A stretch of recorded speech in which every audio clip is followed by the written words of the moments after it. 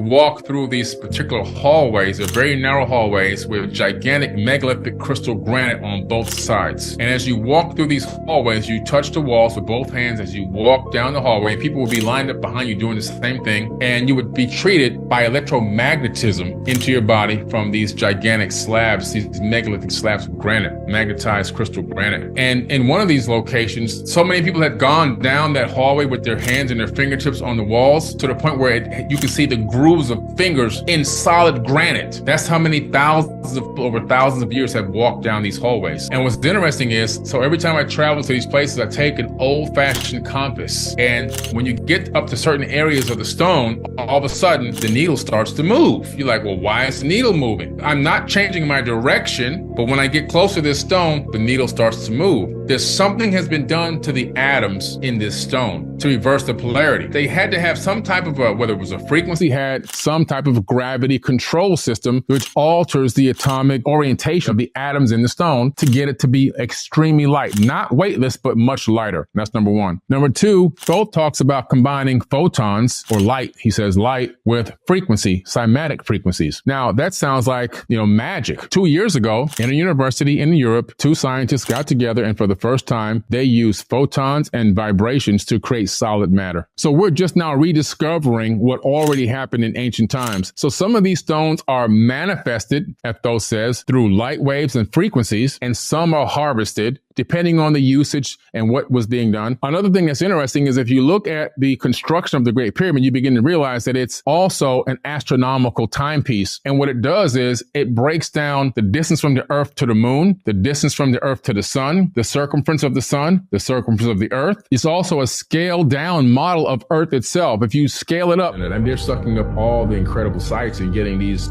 ownership rights to these sacred places. It's just mind-blowing because it's telling me what I've been talking about is accurate. Because why would a space agency want access to information about an ancient site if it didn't have to do with space and astrophysics? I remember, I think it was 2014, when I was getting ready to go up into the Great Pyramid, my guide was talking to one of the pyramid priests and one of the security guards, and they were saying, in the next 10 years, nobody might be able to come in here anymore. And she was like, why? What's going on? And it was because they said that NASA now owns the rights to the entrance into the Great Pyramid to get to the King's Chamber. And so she said, well, why would they close it? And his excuse is that the pyramid's unstable. The pyramid's unstable. For after all thousands of years. Tight and snug are these 60 and 70 ton, what look like sarcophagus. They're not sarcophagus because there's no dead bodies in them. They're clean. You can eat off the floor inside of those things. I've stood inside of them. They're higher than my head and I'm 6'4". The lids weigh like 40 tons. If you read the Emerald Tablet,